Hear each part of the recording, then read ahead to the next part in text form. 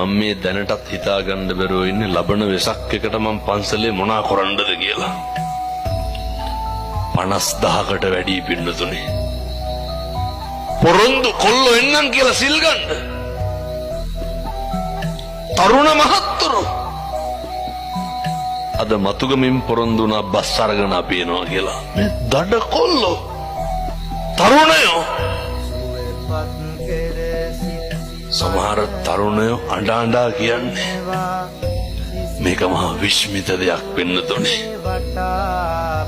මේ ධර්මයේ ආශ්චර්යය සම්බුද්ධ ශාසනයේ චිර පැවැත්මේ සුබ ලකුණු තරුණයෝ බණ අහන්න ගත්තාම ලේසි පහසු වෙන්නේ නැහැ ඒක. බදුල්ලෙන් බස් 15කට වැඩියෙන් පොරොන්දු වෙලා තියෙනවා. මේ සේරම ටවුන් වල ඉන්න කොල්ලෝ. එනිසා මේ ධර්මයේ ආශ්චර්ය දීප්තිමත් යුගයක මුළු රටේ මෙහෙම වෙනකොට වඳුරුබ විතරක් වෙනස් වෙලා බෑනේ. මම මේ කියන්නේ බස්සරම් පන්සල සිල් ගන්න එන්න කියලා නෙමෙයි හොඳේ. දැනටමත් පාලනයෙන් තොරයි. මට වැඩිපුරම ආරාධනා කරන්න එන්නේ කවුද? උදේ පාන්දර නැගිටිනකොට පන්සලේ 30ක් විතර ඉන්නවා. මම අහනවා කීයටද ආවේ? 3ට විතර ආවලු. ඇයි ඒ? නැතිනම් පාන්දර 3ට කලින් පිට වෙන්නේ නැහැනේ කොහෙවත්. ස්තෝප්පට වෙලා ඉන්නවා.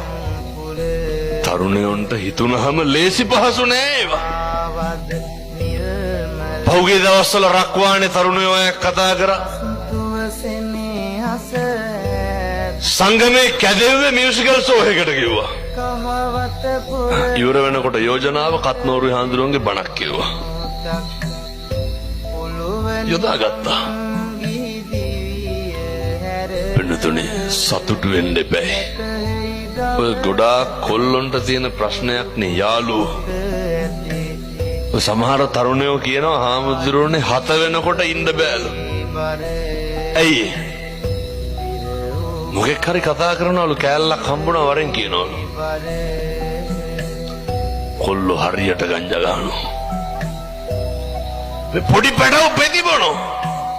මේ පොඩි කොල්ලෝ. වඳුරබ මේවා නවතින්න ඕනේ.